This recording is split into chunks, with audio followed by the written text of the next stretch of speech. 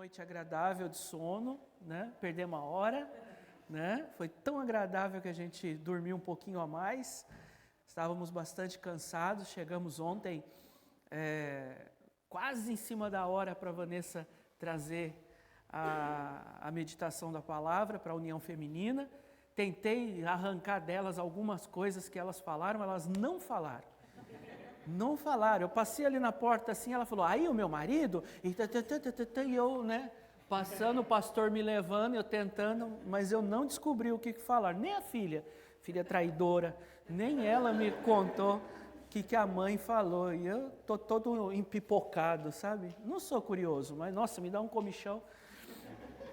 Eu agradeço a Deus pelo pastor Antônio, agora mais conhecido como pastor Toninho. Ontem na casa do irmão João e da irmã Damiana, e pastor Toninho, eu... Sabe quando dá aquelas... De quem que eles estão falando? Do antigo pastor deles? Ah, o pastor Toninho, tá? Ah, entendi. Né? Mais lerdinho demais, gente. Só por Deus mesmo. E a gente agradece a Deus, consegui trazer a minha esposa, depois de 25 anos, tentando trazer ela. Mas todas as vezes que eu estive aqui, das outras vezes, né, ou por motivo de saúde, mas na verdade a maioria das vezes foi por conta do ministério mesmo, que eu podia sair, mas ela não. Ela era indispensável ao ministério lá em Jaboticabal. Eu podia ficar fora o quanto tempo eu precisasse, mas a igreja foi na nossa casa durante muito tempo, na garagem, então tinha toda uma estrutura, toda uma logística. Tinha os nossos bichinhos também, ela, a única que tocava também ali, então podia chamar um pregador para vir me substituir, mas ela tinha que estar ali cuidando de tudo. Então, quando eu vinha, ela tinha que ficar. Agora nós estamos num novo ministério, nós temos pessoas lá que tocam, pregam e cuidam de tudo lá na igreja, graças a Deus, e aí eu pude trazer. E aí, 11 anos depois também, pude trazer a Dani. Não pude trazer ela antes, porque ela não era nascida. E agora ela pode estar com a gente. Eu tenho algumas fotos, uma grande bênção poder prestar relatórios sobre o ministério. Dentro do ministério, nós, assim que iniciamos, o pastor... formado no seminário, ordenado ao ministério, ele ingressa numa missão e aprovado na missão, ele tem autorização para visitar as igrejas, da mesma ordem e fé, né? No caso, batistas independentes, bíblicos e regulares, e viajando, levantando, fazendo a sua base de sustento. Alcançando sustento, demorei 6 anos para alcançar o sustento, para mim sair do meu trabalho e poder começar os cultos e também os cultos regulares, de domingo, quarta-feira. Não dava para ter culto de domingo, sendo que eu tinha que viajar, passei 45 dias no Pará, quase um mês em Manaus, depois... quase um mês e meio na Bahia, então não dava para ter um trabalho secular. Então eu tive que abandonar o trabalho e viver com as ofertas. E graças a Deus, 6 anos depois, nós conseguimos parar de viajar e começar os cultos. E foi uma grande bênção passar aqui em Vargem Grande Paulista, e aí os irmãos apoiando-nos em oração e sustento, e eu gostaria de mostrar o que Deus fez por nós, inclusive através dos irmãos, todas as vezes que oraram por nós e contribuíram para que a gente pudesse permanecer no campo. Então está aqui, hoje o nosso campo é Pitangueiras, né? A cidade de Pitangueiras, ela fica a 30 quilômetros do nosso antigo trabalho, e a família Souza está ali naquela cidade. Aqui é um pouco das fotos, né, do nosso primeiro trabalho. Nós temos aqui, era na nossa garagem. Nós estamos aqui essa primeira foto aqui, à sua, né, esquerda, na minha esquerda, né, na verdade ali, foi o primeiro culto que nós tivemos ali na nossa casa. E nós compramos aquela casa porque os 4 terrenos que a igreja mãe comprou, ficava do lado. Então a gente falou, então, o rapaz chegou para nós e falou assim, puxa vida, mas de todo esse terreno aqui, só ficou faltando um terreno. Vendeu tudo. Vocês não querem comprar? Eu falei, não, a igreja já comprou 4, né? Não, a gente não... Para que tanto terreno, né, para construir a igreja? Não, falando para vocês. Aí eu olhei para ela e falei, missionário comprar terreno, né? Quase que a gente não consegue pagar o aluguel. Aí eu vi que Deus estava colocando no nosso coração mesmo para a gente pagar uma casa, ter a nossa casa, que seria realmente uma grande bênção. E aí nós compramos o terreno, começamos a construir devagarzinho, e quando estava assim no osso, você pode ver ali que está, né, bem, lá para dentro está tudo no tijolo. E aí nós mudamos e saímos do aluguel. E com o dinheiro do aluguel, a gente pagava as prestações do terreno, que dava quase a mesma coisa. Então está aí algumas fotos, né, intermediário, a foto de cá, um culto que nós tivemos, e ali embaixo, quase no finalzinho, para entregar o trabalho ali onde era ali a nossa garagem. É engraçado que uma vez o pedreiro estava construindo ali, né, porque eu dividi minha casa no meio. A gente morava tipo uma kitnet de 31 metros quadrados, 32 metros quadrados, e a garagem tinha 70 metros quadrados. O pedreiro ficou olhando aqui, e falou assim, você não se incomoda de eu perguntar uma coisa, não? Eu falei, não, pode falar. O senhor não se importa de morar mal, mas o senhor deve gostar de carro, né? Que cabe 1, 2, 3, 4, eu falei, não. Aí eu expliquei para ele, aqui não vai funcionar os cultos, nós vamos congregar aqui. Ele, agora eu entendi. Aqui nós temos, no ministério, além de nós evangelizarmos, batizarmos, incluirmos as pessoas como membros da igreja, e ter patrimônio. Então, é um processo da implantação de igrejas, né? Você edificar a igreja na palavra e também criar patrimônio. E terceiro, seria ter pessoas como obreiros, pessoas que possam dar continuidade ao trabalho. Então, esse tripé que nós temos aí filosoficamente para o trabalho missionário. E aqui está um dos momentos mais gratificantes do ministério lá em Jaboticabal. Nós temos aí uma turma que está se formando, desses 4, nós temos ali um de Pitangueiras já, que nós tínhamos já uma congregação em Pitangueiras, e as 4 irmãs de Jaboticabal. E ali essas irmãs estão sendo, no dia da formatura, né, do seminário, e ali embaixo eu tive o grande privilégio ali de ter a minha esposa também se formando no seminário. Fui professor dela também, fui um professor rígido, não estou brincando, com a esposa não dá. E aí a gente fica muito feliz, minha filhinha ali. Então foi um dos momentos mais gratificantes ali do nosso ministério ali em Jaboticabal. E aqui então, no momento em que o pastor que assumiu a igreja, ainda na nossa garagem, eles alugaram a nossa casa e nós nos mudamos para continuar o trabalho e ir em frente. E o pastor Diogo e a família estavam chegando ali, foi em julho de 2019. Julho de 2019 eles chegaram, e aí a ideia era eu ficar de julho a dezembro de 2019 como pastor titular e ele pastor auxiliar, fazer essa transição. E aí nós sentamos, organizamos, conversamos, fizemos planos, explicamos para Deus direitinho como Ele tinha que fazer. E aí veio a pandemia. Mas desmoronou tudo que a gente tinha planejado. E aí ficamos presos em casa. O pastor Diogo sempre teve muita facilidade com transmissões online e tudo, e ele então fez todo o trabalho. Eu apoiava com algumas mensagens e contatos telefônicos, porque realmente não dava mesmo, os irmãos se lembram. E a igreja de Jaboticabal nesse período sofreu bastante com a questão da pandemia, né? E eu dando auxílio também em Pitangueiras. E quando voltou, nós sentamos e tivemos uma reunião. E o que nós íamos fazer? Eu ia voltar para depois de quase 2 anos, para a gente fazer uma transição que já tinha sido feita. Então nós paramos e falamos, acho que a gente precisa seguir. Missionário tem que seguir em frente, tem que começar uma nova igreja. Nós já tínhamos a congregação em Pitangueiras. Então falou, então feito está. E aí nós então nos mudamos para Pitangueiras Bom, tem a foto aqui, aí eu vou me lembrar. Está aqui. O último culto que nós tivemos lá em Jaboticabal, né, foi praticamente a nossa despedida, ali no Réveillon, né, na 31 de dezembro de 2019 para 1º de janeiro de 2020. Então essa era a turminha que nós tínhamos lá, naquele dia, saudade, né, de alguns irmãos. Tem inclusive alguns aí que em março começou a fechar tudo, então nós tivemos alguns falecimentos também por conta da Covid, né? 2 pessoas que estão na foto também sofreram, famílias que sofreram com isso.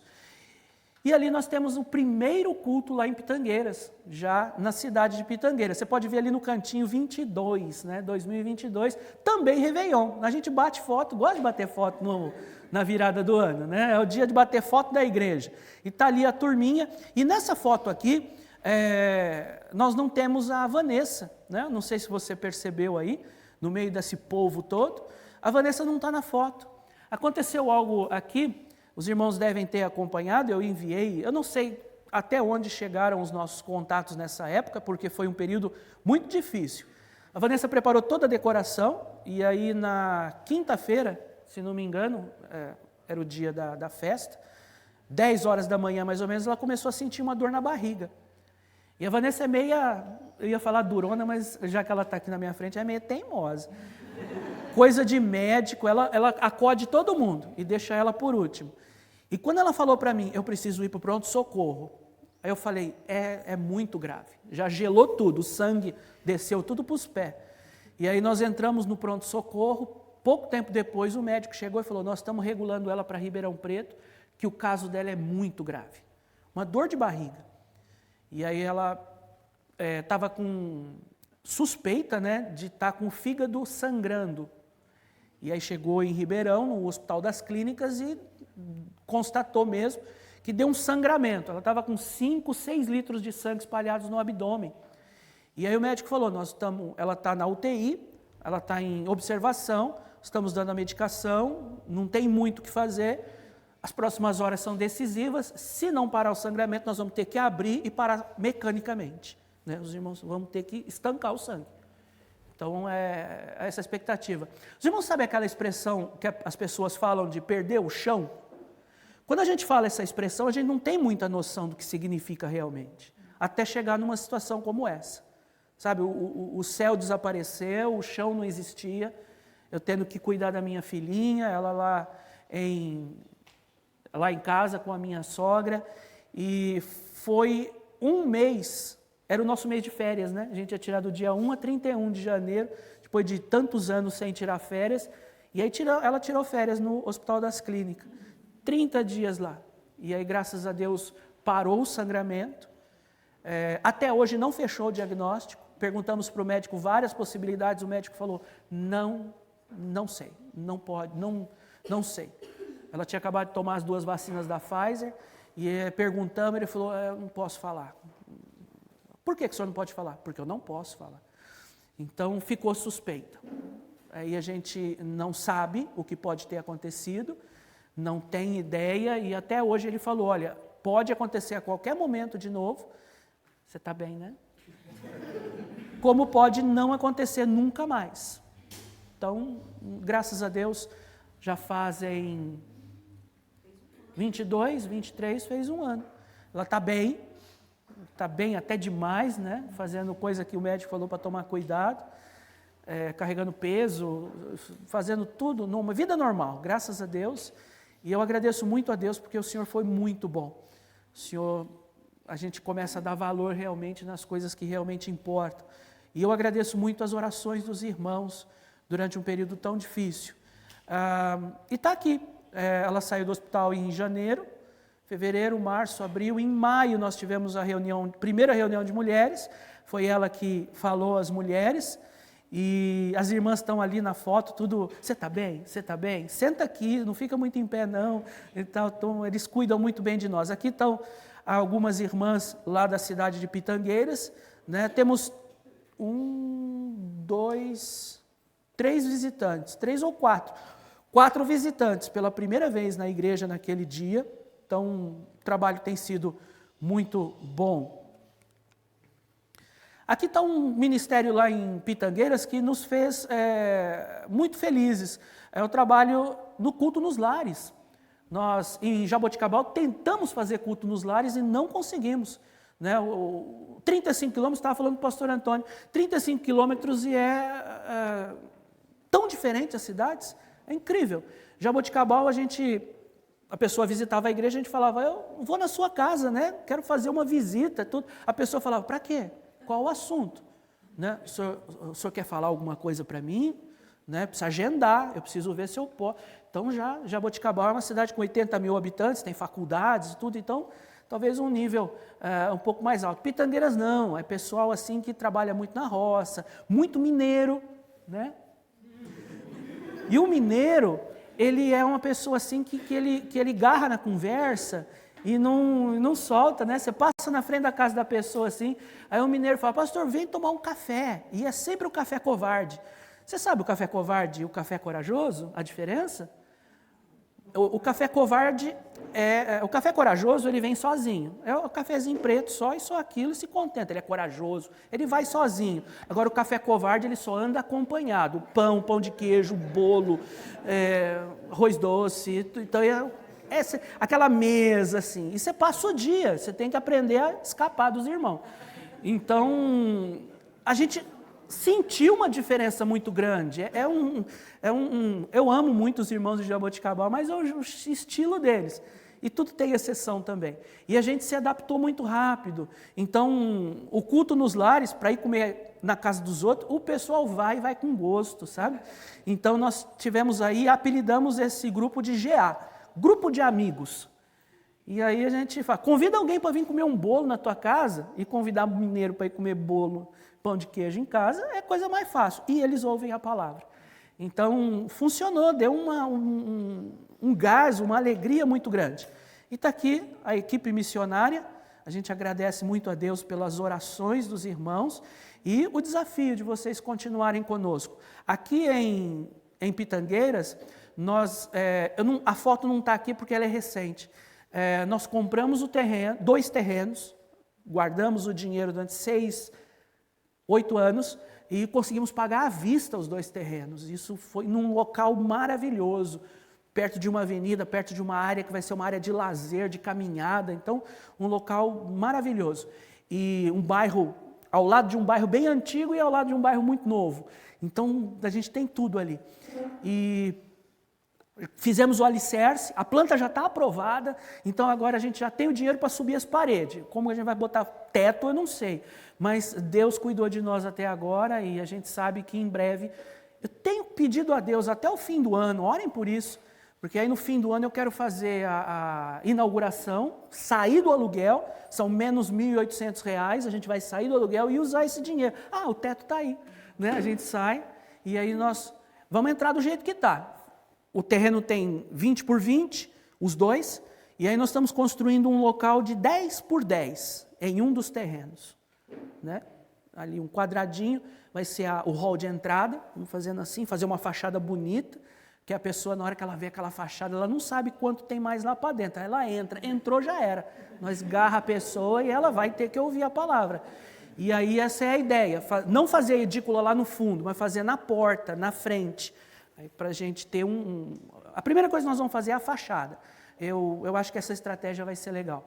Então, tendo esse local para os cultos, eu não pretendo ficar até terminar a construção. Nós já temos orado por um novo campo missionário. Então, nós temos orado por outras cidades, inclusive em outros lugares do Brasil. Então, nós temos orado, recebi alguns convites da Bahia, Mato Grosso do Sul.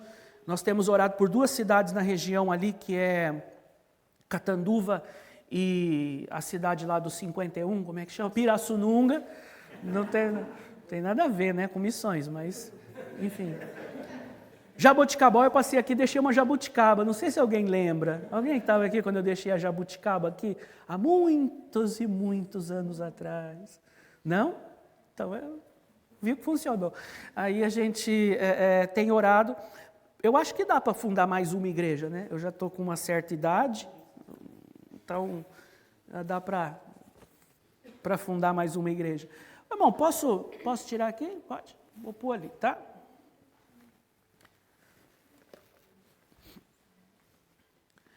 Viemos eu, Vanessa, Dani, a senhora que estava conosco e a irmã Damiana, né, no carro e mais o frango. Então, conforme nós viemos, essa turma toda, eu sentindo aquele cheiro, aí eu falei, meu Deus, esse pregador precisa ser rápido, né? Por conta do cheiro, né? Então aqui vocês viram um pouquinho do início da história. Nós tivemos um início muito abençoado. Todo o trabalho, parte da história é o fim. Então nós apresentamos o que Deus fez e como nós entregamos a igreja lá em Jaboticabal. Agora já quase 2 anos, se a gente contar com o tempo da pandemia, 20, 21, 22, 23, 4 anos já o pastor está lá, assumiu o trabalho, tocou em frente, as mudanças que ele fez também, a gente se desligou completamente da igreja em Jaboticabal para que o pastor tivesse total, essa é a forma correta, que o pastor tivesse total liberdade para poder trabalhar. Fomos orientados, né, dizendo assim, ó, você vai e agora o ministério é dele, né? Apesar de que alguns irmãos ainda ligavam, pastor, saudade, né? O que o senhor acha? Não acho nada. Se eu achasse, eu queria achar nota de 200 na rua, porque eu não estou achando nada, irmã. E aí a gente realmente deixou esse trabalho fluir por conta do pastor local. Então, tudo faz parte da história, tudo são coisas que a gente passa, mas o começo é interessante a gente viver os começos. Acho que o ministério tem muito, ministério missionário de implantação de igrejas, tem muito disso, né? A gente poder acompanhar, ver os começos. Eu gosto de ver a forma com que as coisas vão progredindo, conforme as coisas vão... Confirmar aqui, o pastor me falou até que hora que eu posso ir. Tá certo. Uma vez um pastor perguntou, pastor, até que hora eu posso ir? Ele falou, pastor, você pode pregar à vontade. Pode pregar, vai 12:00, 1h da manhã. Só não sei se os irmãos vão ficar te ouvindo, mas a chave está aqui, o senhor tranca tudo. Eu moro ali, o senhor deixa na caixa do correio. E os começos são interessantes, porque sabendo o começo, a gente consegue entender como as coisas chegaram até onde chegaram. Vocês já viram aqueles filmes onde a história começa lá no meio? Né? De repente você está assistindo a série do Star Wars, e o Luke Skywalker já está lá brigando com o bandido, eu sou seu pai. Então, você fala, meu Deus, mas o que é isso? Da onde? E aí, 20 e tantos anos depois, vem aquele filme que vai mostrar como tudo começou. Lembra? E aí você vai ver o Luquinho lá, pequenininho, virando Jedi. Uma boa referência, né? Quem aqui não sabe do que eu estou falando, né? Enfim, aí vai mostrar como tudo começou, como o bandido, como o vilão virou vilão. E em missões também é assim. Nós temos um texto bíblico que mostra como tudo começou. Lá em Atos capítulo 13, versículo 1. Em Atos capítulo 13, o verso 1.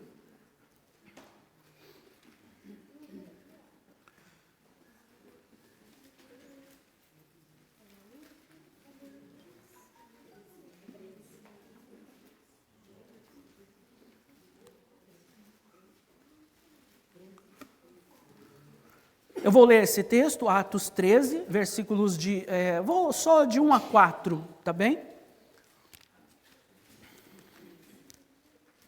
Amém? Os irmãos assentados mesmo, eu vou ler e os irmãos acompanham na sua Bíblia, tá bem? Atos capítulo 13, verso 1. E na igreja que estava em Antioquia, havia alguns profetas e doutores, a saber, Barnabé e Simeão, chamado Níger, e Lúcio Cirineu, e Manaém, que fora criado com Herodes, o tetrarca, e Saulo. E servindo eles ao Senhor, e jejuando, disse o Espírito Santo, apartai-me a Barnabé e a Saulo para a obra que eu os tenho chamado.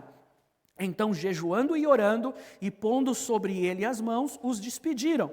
E assim estes, enviados pelo Espírito Santo, desceram a Seleucia e dali navegaram para Chipre. Os 5, e chegaram a Salamina, anunciavam a palavra de Deus nas sinagogas dos judeus, e tinham também João como cooperador. Pai amado, nós te agradecemos, ó Deus, por esta manhã. Obrigado, ó Deus, pela chuva que renova a vida a cada dia. Obrigado pela tua misericórdia que se renovou novamente hoje. Obrigado a Deus pela vida do pastor Antônio, sua esposa, sua família, por esta igreja, ó Pai, que o Senhor continue abençoando, prosperando, dando saúde e dando visão missionária para que eles possam fazer, a partir de hoje, mais por esta obra tão maravilhosa. Em nome de Jesus, eu te agradeço. Amém. Meus irmãos, como tudo começou? Lá em Antioquia. Você percebe os versículos 4 e 5, que há o versículo que diz 4, e assim eles enviados pelo Espírito Santo. Eles foram enviados, isso é missões. Quando você envia alguém para ir, e ali chegando em Salamina, verso 5, anunciavam a palavra. Enviados para anunciar. Essa é a prerrogativa, esse é o destino do missionário, ser enviado para pregar a palavra de Deus. Mas como tudo isso começou? Aqui nós encontramos a igreja que estava em Antioquia, verso 1. Eles estavam na igreja em Antioquia. E há algo importantíssimo para missões, é que tudo começa na igreja. A igreja local faz missões, a igreja local envia missionários, a igreja local disciplina os seus missionários, a igreja local ora e sustenta seus missionários.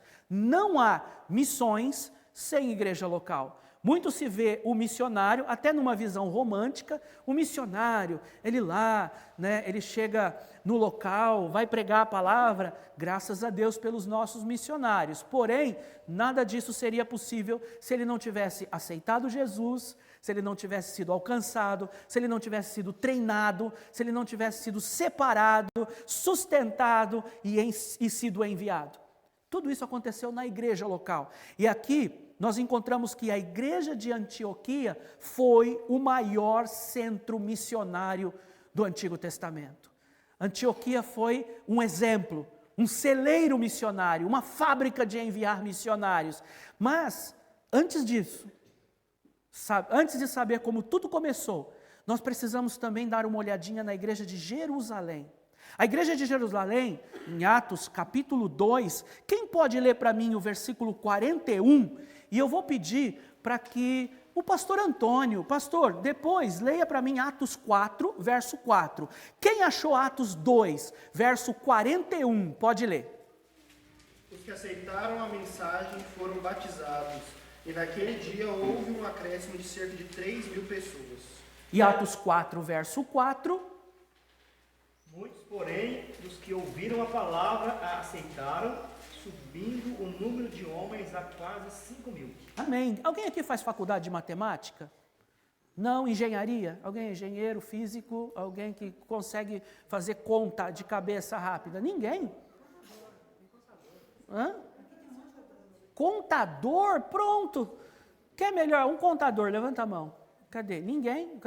Não é contador. Muito bem. Faz uma conta rápida, preciso da sua ajuda. Quantos aceitaram Jesus em 2,41? 3.000. E quanto em 4,4? 5.000. Então, quanto que é? 3. 3 mais 4 dá?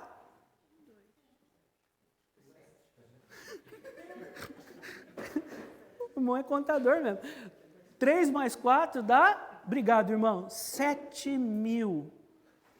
7.000. Uma igrejinha boa, né? Igrejinha boa. Só que você tem que pensar que tem 7.000 problemas também, né? É boa, porém, enfim, deixa essa parte para lá.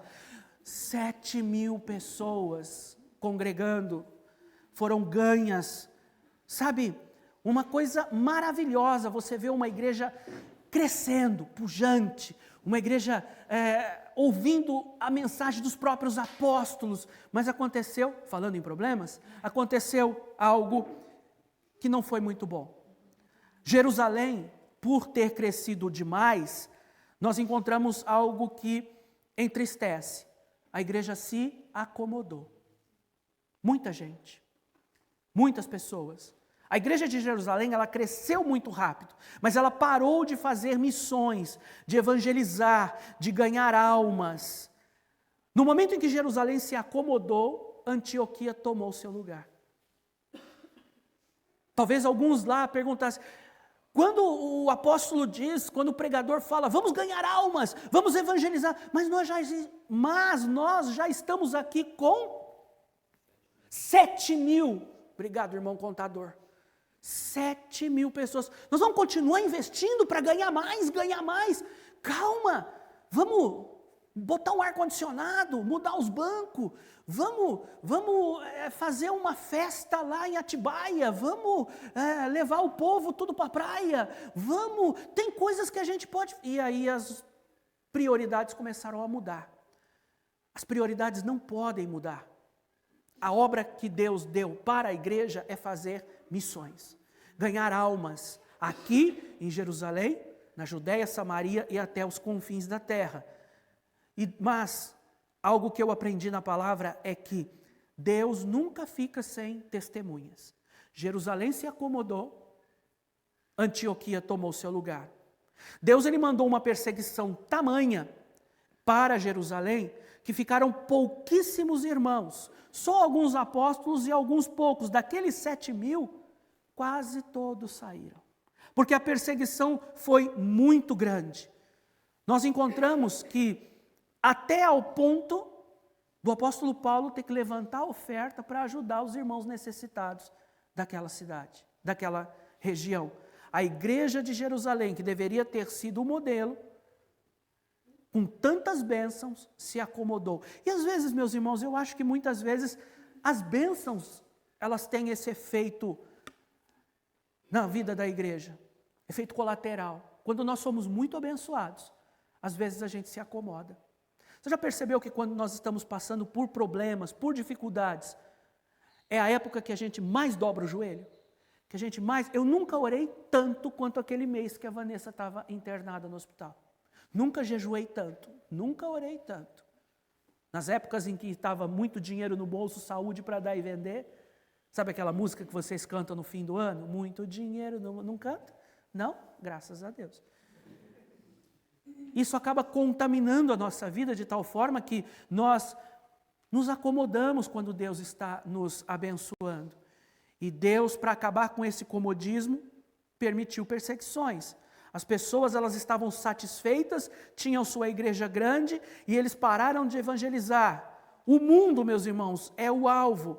E eles ficaram acomodados nas igrejas, na igreja, nos cultos. O que envolve missões? O que nós podemos entender como uma igreja que faz missões?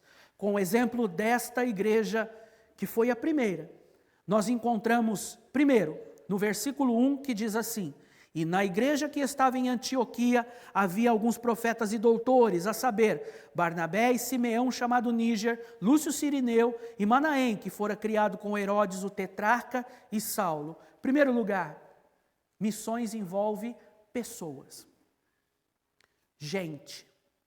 Quando nós falamos missões, às vezes parece apenas, irmã Rosângela, um departamento. E departamentos não fazem missões, mas são as pessoas envolvidas no departamento, a contactar com os missionários, a orar, a trazer. E os missionários que saem das nossas igrejas, aqui nós encontramos vários nomes. Eu não vou citar estes nomes, porque eu quero falar um pouquinho mais sobre isso, por conta do tempo, hoje à noite. Falando sobre quem são essas pessoas, mas nós precisamos entender aqui, neste versículo que diz que haviam alguns profetas e doutores, e cita alguns destes profetas e doutores, mas aqui eu quero destacar que Deus ele usa pessoas diferentes, cada um no seu ministério, cada um naquilo que Deus o chamou. E aqui nós encontramos que profetas são os pregadores, os doutores são aqueles que faziam ligação entre o Antigo e o Novo Testamento, são aqueles que se dedicam a estudar a palavra de Deus. Pessoas diferentes. Nós somos tão diferentes uns dos outros, e é tão bom ter pessoas diferentes na igreja, amém? Sabe, missões é feito por pessoas diferentes, mas pessoas em conjunto, trabalhando como uma sinfonia, como uma orquestra. Se cada um... Vocês já viram aquele episódio do Chaves? Eu tenho tantas boas ilustrações do Chaves. Vocês lembram episódio do Chaves que eles estavam tocando? Era uma orquestra, né? O Kiko, a Chiquinha, tudo. E eles estavam... Aí alguém teve uma ideia dizendo: peraí, e se nós tocássemos a mesma música? não é? A quem faz o ensaio aqui do louvor? Você já teve essa ideia? Que tal a gente louvar a Deus com a mesma música ao mesmo tempo? Isso é missões. Quando a igreja faz a sua parte, o missionário faz a dele, por isso nós temos que prestar relatórios. Por isso que cada um fazendo a sua parte, separando a sua oferta, para poder cumprir o seu voto, cada um fazendo a sua parte. É uma rede. Somos diferentes? Somos. A igreja, ela precisa ser do Senhor, não é a igreja do pastor fulano, do pastor ciclano, ou da família tal, mas cada um tem a sua importante contribuição. Certa vez fizeram uma pesquisa de uma igreja que havia crescido. Essa igreja havia crescido bastante, e aí foram fazer uma pesquisa, dizendo quais foram os projetos, quais foram as formas que vocês trabalharam para ter um crescimento tão expressivo, né? Praticamente eles mais que dobraram o tamanho em um ano. E aí eles conseguiram evangelizar,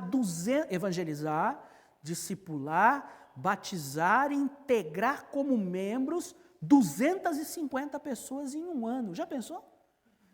Eles ficaram, né, foram lá, fizeram a pesquisa, e aí no final, no relatório final, que os pastores dessa igreja deram um relatório, fizeram conferência e tudo mais, o relatório final foi que cada um fez a sua parte. Não tem nenhum programa milagroso ou que não está na Bíblia, que aí nós viraríamos uma seita, né? A partir de hoje, a igreja em Vargem Grande Paulista criou algo que não é visto nem da época dos apóstolos para cá. Não existe, já está tudo escrito na palavra de Deus, já está tudo aqui. Segredo. Cada um fez a sua parte. Cada um procurou fazer o que eu posso fazer. Havia um coordenador, havia alguém para instruir, treinar, e cada um fazia dentro dos seus dons, dentro dos seus talentos. Cada um fez a sua parte. Quando há essa equipe de obreiros, pessoas diferentes, fazendo o trabalho em conjunto, todos com o mesmo propósito, a palavra de Deus, ela chega àqueles que ainda não são salvos. Uma vez uma missionária mandou uma carta para a sua igreja, ela estava evangelizando lá na janela 1040, lá no norte da África, países de maioria islâmica, e ela estava pregando, ela estava sendo missionária, apoiadora nesses países de grande perseguição religiosa, e mandou uma carta dizendo, olha, eu estou, na época da carta ainda, né? Estamos vivendo uma época dificílima aqui nesse país. Orem por nós. Está muito difícil. Nós estamos sofrendo demais. E aí mandaram uma carta dizendo, vamos orar para que Deus tape a boca do leão, né? Para que os muçulmanos não matem. Nós temos visto pessoas perdendo a cabeça, né? Sofrendo com a perseguição religiosa. Ela logo mandou um telegrama. Rápido, dizendo, não, vocês não entenderam, aqui nós estamos num país islâmico, mas nós temos total liberdade para pregar a palavra de Deus. O que está matando a igreja é a fofoca,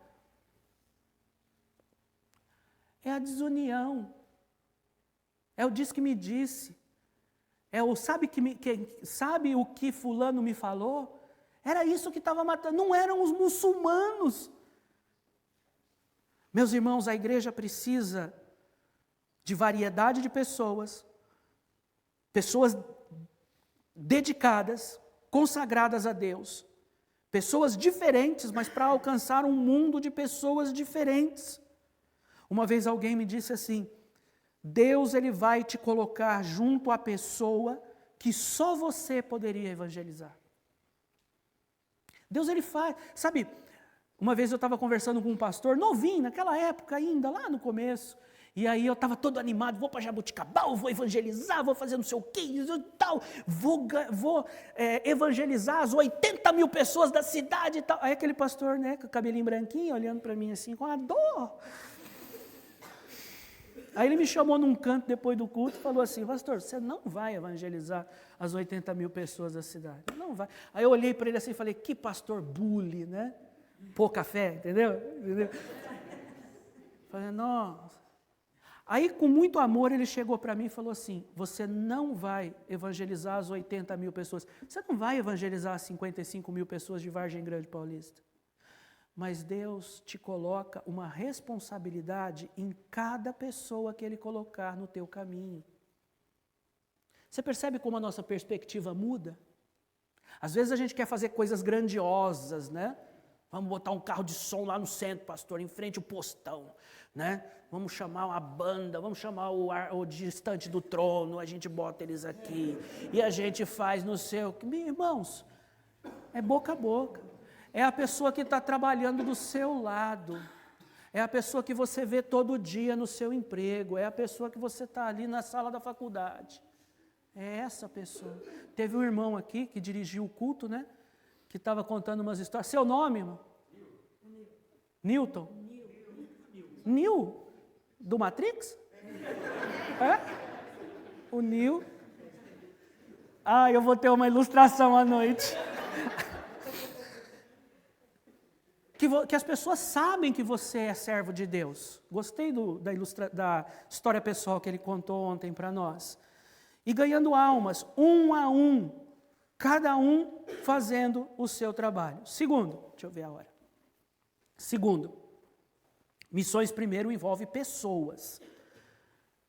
É entre você, Deus e as almas perdidas. Segundo, missões envolve toda a igreja. Lembra que nós começamos a falar que tudo começa na igreja? E a igreja, ela precisa estar envolvida, o verso 2, né? E servindo eles ao Senhor. Aonde eles estavam servindo ao Senhor? Na igreja. Eles estavam na igreja servindo ao Senhor. E aqui, e jejuando, disse o Espírito Santo, apartai-me a Barnabé e a Saulo para a obra que eu tenho chamado. Então tinha a liderança da igreja, e dentro daquela liderança, Deus, o Espírito Santo, Deus, né, disse, Barnabé e Saulo, eu tenho uma obra missionária para eles. E separaram então, e dali surgiu então a primeira equipe missionária, enviados por uma igreja que servia, por uma igreja que estava ganhando almas, por uma igreja que estava orando, por uma igreja que estava servindo, por uma igreja que estava jejuando. E aí o Espírito Santo disse, esses dois vão sair e vão para o campo missionário, vão fundar igrejas.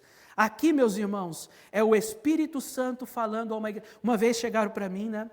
O final do culto acabando, igual está acabando agora aqui, igualzinho. Aí estava terminando, e aí, né, eu fiquei, o pastor fica lá na porta para cumprimentar os irmãos, aí os irmãos saindo, e aí um jovem chegou assim para mim, ô pastor, a sua mensagem, eu quero ser missionário, eu vou para a África, pastor, porque as criancinhas estão magrinhas, tá, nossa, aquilo para mim mexeu comigo, né, fiquei com os olhos cheios de lágrimas, aquilo foi tocante. Aí quando eu olhei para a cara do pastor, o pastor estava assim, depois que saiu, aí eu falei, ô pastor, bênção, né? O senhor tem um missionário na igreja. Ele olhou, disse assim, meu irmão, que Deus tenha tocado no coração dele. Mas ele é encrenqueiro, briguento. Os pais não vêm na igreja porque ele é um péssimo filho. Ele não distribui folheto no serviço dele, ao redor da igreja. Vai querer ser missionário na África? Ah, me ajuda aí. Tudo começa na igreja. Uma vez disseram uma frase assim para mim, Deus usa quem está trabalhando. Você precisa começar agora, missões é agora.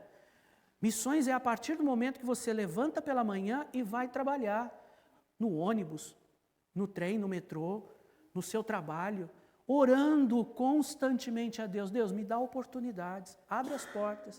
E quando essas portas são abertas, você fala do amor de Cristo. Graças a Deus que ainda nós não estamos num país com restrições para pregar o Evangelho. E eu tenho um amigo em Londres, e ele me falou, se você está numa mesa aqui, e tem uma família aqui, e você está falando do amor de Cristo para a pessoa que está na sua mesa, e quem está nessa mesa se sentir incomodado, ele pode te processar.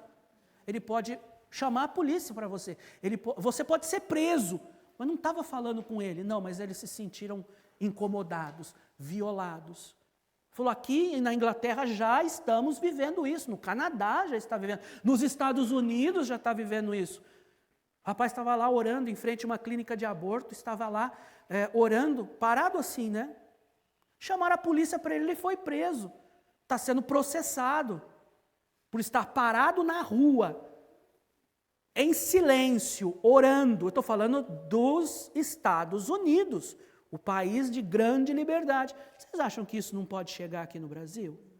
Vocês acham que nós não corremos esse risco? A todo momento, com qualquer governo.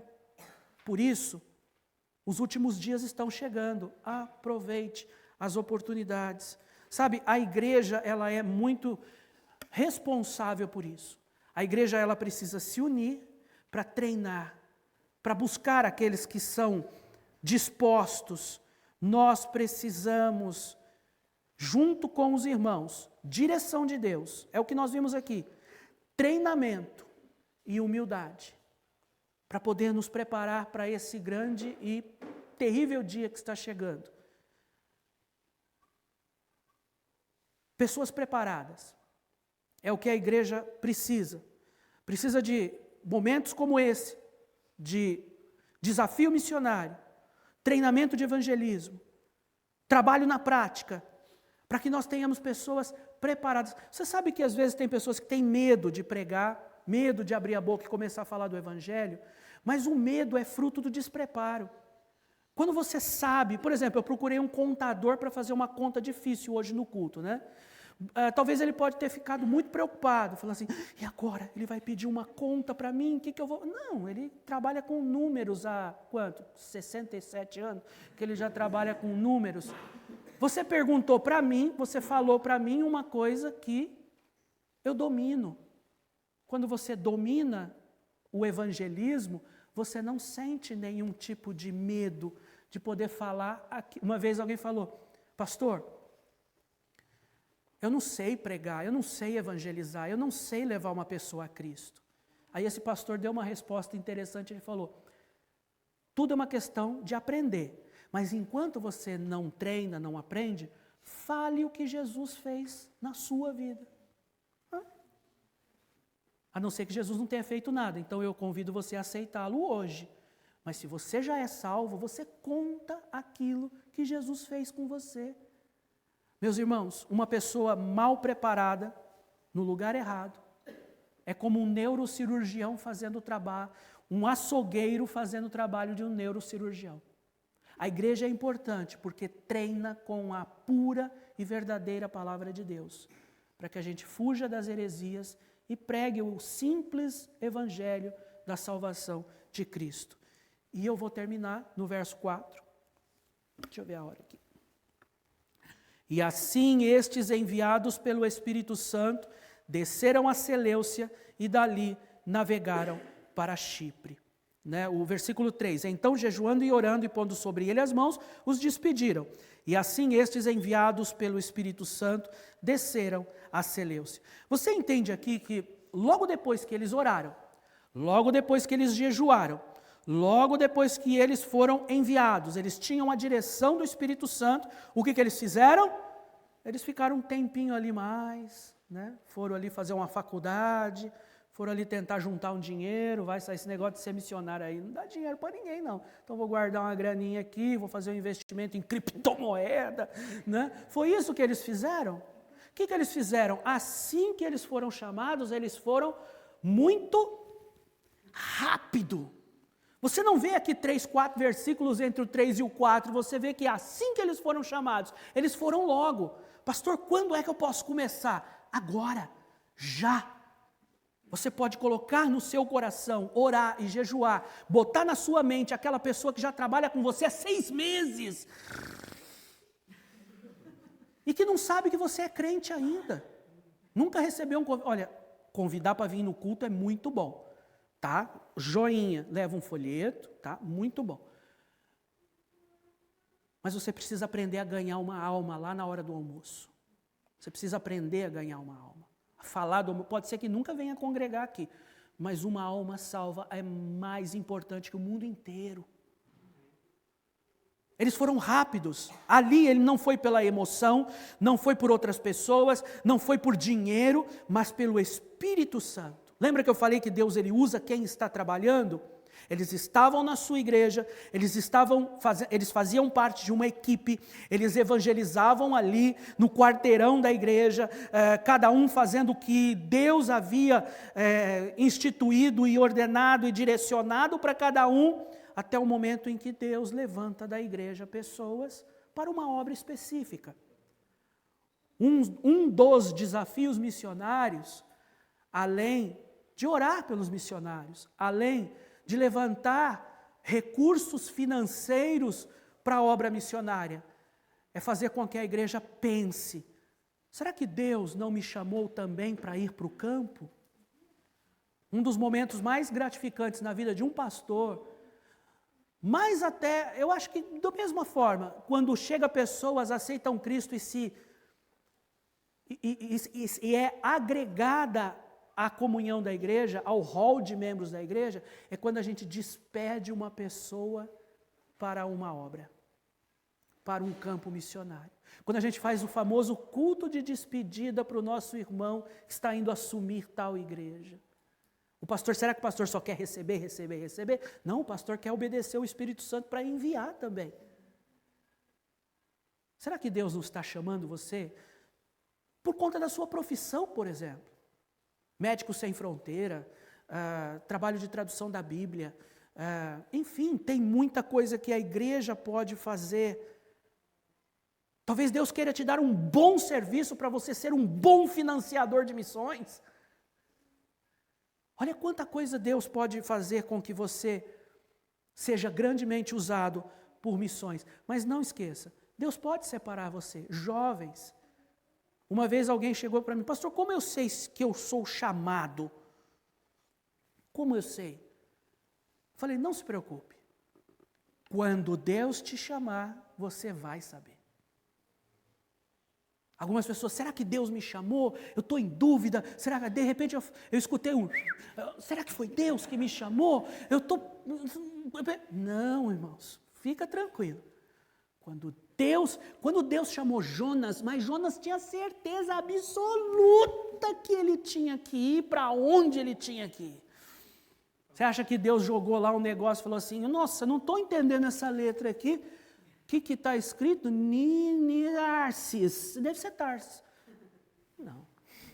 Ele sabia que ele era chamado. Opa! Muito claro. Talvez você vai saber. E aí você vai responder, amém? Você vai ter o desejo de servi-lo. Alguém uma vez falou: pastor, ouço tanto na minha igreja sobre missões, fazer missões, né? O que eu faço, né? Eu faço o seminário ou faço a faculdade de engenharia? Falei: faz a faculdade de engenharia. Aí, sabe, tem certos... Aqui não, pastor, tem umas coisas que acontecem só pro lado de Jaboticabal, aqui não. Aí ele chegou, botou a mão no meu ombro assim, falou... Fiquei olhando, estou tão decepcionado. O senhor, um pastor, falar uma coisa: os campos estão brancos para a ceifa. O senhor disse que... obreiros para sua seara, Eu fui dando corda. Ele falou: o senhor tinha que me incentivar a fazer o seminário, a ser missionário. Eu falei: belezinha, vem cá. Irmão, se Deus tivesse te chamado, você não estaria me perguntando isso.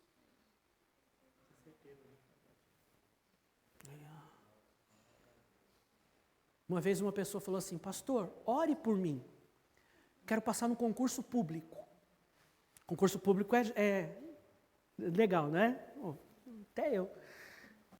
Só não trocaria por ser missionário, que eu amo ser missionário. Aí, estabilidade de emprego, ganhando bem, né? Tal. Aí eu olhei para ele e falei assim: para que você quer passar no concurso? Que pergunta, o pastor tem umas perguntas bestas, né? Umas perguntas: para que eu quero passar no concurso do governo federal? Para quê? Não, sério mesmo. Por que você quer passar no concurso? Aí falar: estabilidade de emprego, salário, né? Enfim, quero passear em Orlando, essas coisas. Errado.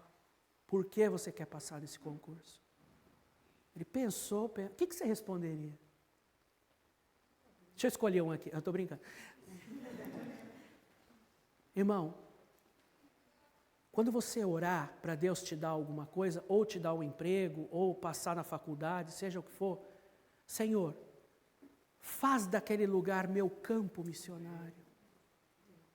Faz da faculdade meu campo missionário, faz do meu local de trabalho, faz da padaria que eu vou comprar pão todo dia, meu campo missionário. Isso é missões. É assim que começa missões. Missões envolve pessoas, a gente vai falar um pouquinho mais à noite. Missões envolve a igreja.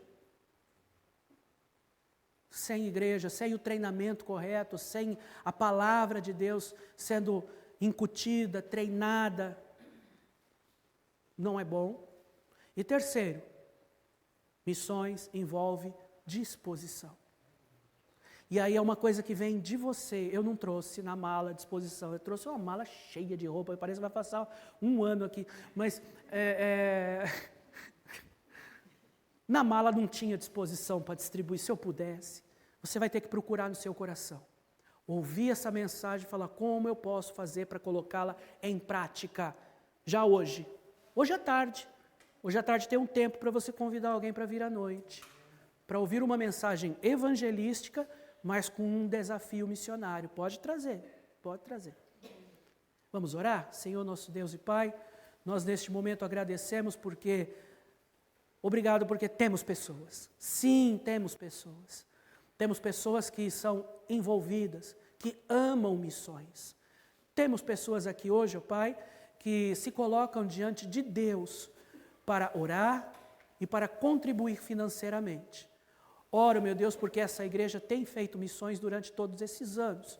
E agora há uma renovação desse espírito, dessa vontade, desse desafio de continuar orando, contribuindo. E quem dera, ó Pai, possamos ter em breve o anúncio também de pessoas desejosas a fazer o seminário, a serem treinadas para ir para o campo, independente da sua idade, da sua escolaridade, da sua estabilidade de emprego. Oh Deus, o Senhor pode continuar, o mesmo Deus que me chamou há muitos anos, também pode continuar chamando obreiros para o pastorado, para a evangelização e para missionários e implantadores de igrejas ou em locais de difícil acesso. Oh Deus, inspira os corações.